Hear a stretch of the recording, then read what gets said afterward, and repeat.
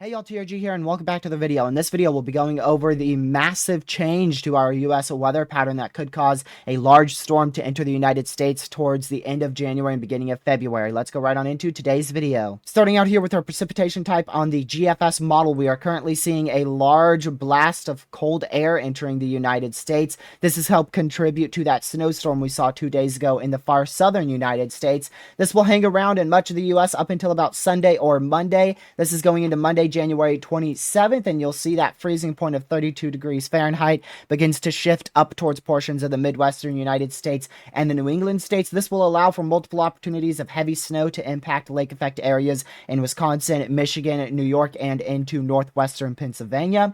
And then the biggest thing we're watching here over the next about 2 weeks or so will be towards the end of January and the entire first week of February, where we will begin to see, going into January 29th, our large storm system will enter the United States. We'll have a good low pressure form out here in Texas. Now, it is definitely uncertain exactly what hazards this will bring, but right now it generally looks like it will bring the chance for multiple days of marginal severe weather in the southern United States, and probably the chance for a winter storm. Again, not sure of what magnitude, but probably the chance for a winter storm somewhere between Colorado and New Mexico, all the way up to as potentially as far northeast as maybe Iowa as we go towards the end of next week. This is going into Thursday and Friday here next week, January 30th, and going into the 31st of January now. And you can see it's just overall a big mess out here on this model run. So that's going to lead to a lot more uncertainty than we usually have. So this is definitely a system we're watching,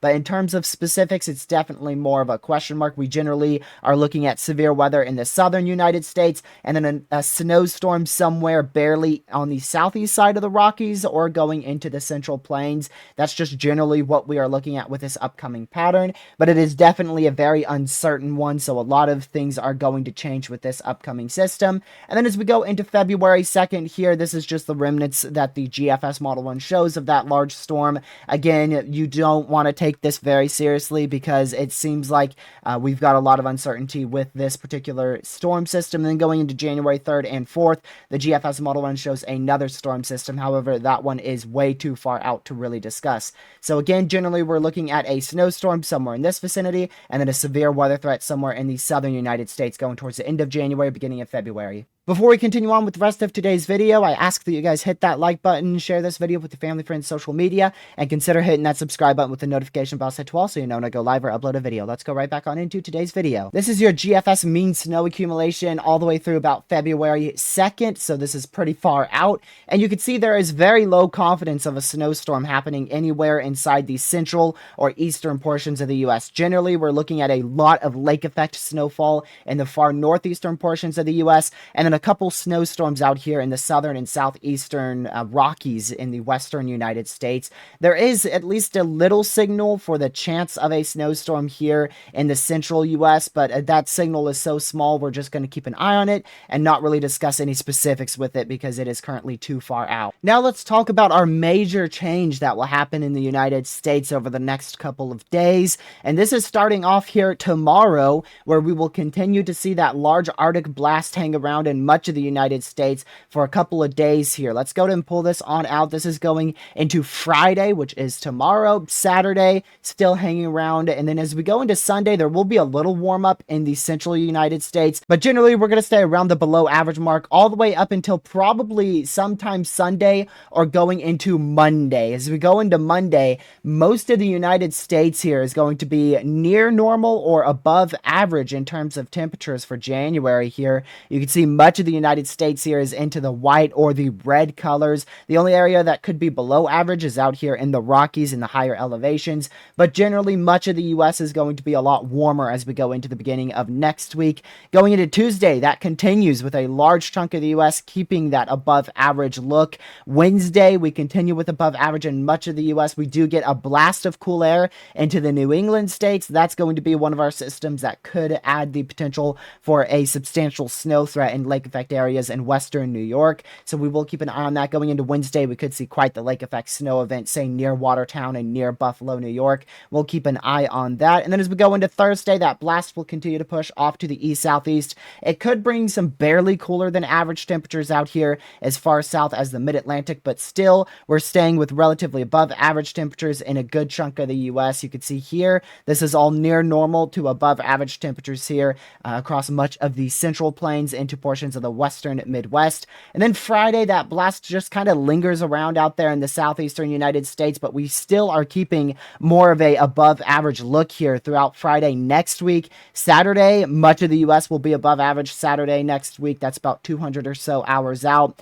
And then as we go into Sunday, we'll still keep that above average look on our temperatures. Now talking about severe weather here, let's pull this all the way out until Wednesday, January 29th. That's when we're going to have some tornadic ingredients potentially enter portions of Texas into Oklahoma and Louisiana. Now specifics are of course very uncertain because this is still pretty far out and there's a lot of uncertainty with it, but we should be looking at a severe weather threat on Wednesday as well as on Thursday, January 29th and January 30th.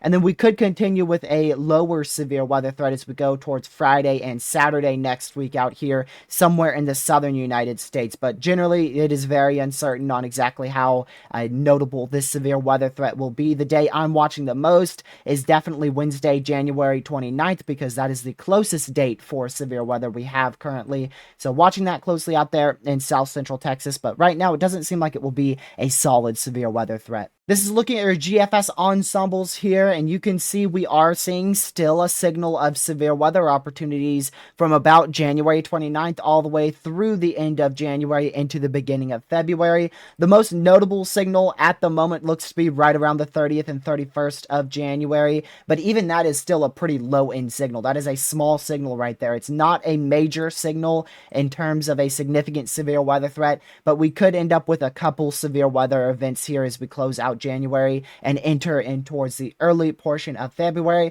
But right now, I don't see any of those being a good severe threat or a notable severe weather threat. Now let's take a look at the official Climate Prediction Center outlook here. This is for the 6 to 10 day time frame, and you can see, like we were talking about, much of the United States is going to be near normal or above average for temperatures, with only the northeastern portion of the U.S. as well as out here in the Rockies that will have the opportunity for the potential of below average temperatures. That is also including the far southwestern United States towards like California and New Mexico and Arizona as well. But generally, much of the United States will be above average for temperatures as we go towards the 28th through 1st time frame, so 28th of January through the 1st of February, with above average precipitation really expected at this point across much of the southern United States. That's going to be in part to our large system that will enter the U.S. towards the 28th and 29th time frame and probably stay in the U.S. all the way until about February 1st out there in portions of the central and southern United States. Then going into the 8th through 14th time frame here,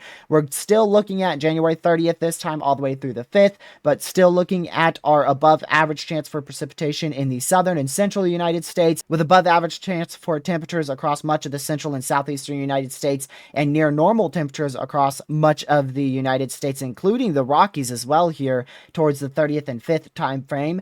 Only area that may be below average for temperatures will be the far southwestern portions of the U.S., the far northwestern portions of the U.S., and the extreme northeastern portions of the U.S. But still, generally, like I said, most of the U.S. will end up being above average as we go towards the end of January and beginning of February in terms of temperatures and probably precipitation as well. If we look at their precipitation hazard here, they have outlined a risk of heavy precipitation from the 31st through the 2nd. That's the 31st of January through the 2nd of February out here in much of the far south central portions and southeastern portions of the United States. We're going to quickly look at two different model runs just to give you an idea of the potential uncertainties we have with this upcoming large system. This is going to be the Canadian model run for January 29th into the morning of the 30th. You can see it's still relatively the same as the GFS, with a large area of precipitation and the chance for severe weather out here in the south central portions of the U.S. But the Canadian model run actually takes a more southern latitude here in terms of snow chances and brings a snowstorm into Texas, even most of Oklahoma there, Kansas, and Missouri as well. So the snow side of the system is extremely extremely uncertain. That is a very large question mark we have there going towards the end of January and beginning of February. But regardless, we are looking at the opportunity for severe weather in this area to close out January and begin February. Now, if we look at the European model run here, let's go ahead and pull this all the way out. This is towards the 29th and 30th of January. This one is a lot more underwhelming. It still has the chance for severe weather on the 29th and 30th of January, but pretty much no snow, like whatsoever. You can see maybe some flurries in New Mexico, northeastern New Mexico there on the 29th, but overall, pretty much a very lacklustering event towards the end of January and beginning of February. And that is definitely a possibility. But like I said, regardless, we're really looking at a severe weather threat towards the end of January, beginning of February. The main uncertainty is going to lie with that snowstorm potential. Thank you guys for watching today's video. I greatly appreciate it. I hope you guys have a fantastic rest of your Thursday, and I'll see you guys in the next live stream or video that I do. Have a great rest of your day. Goodbye.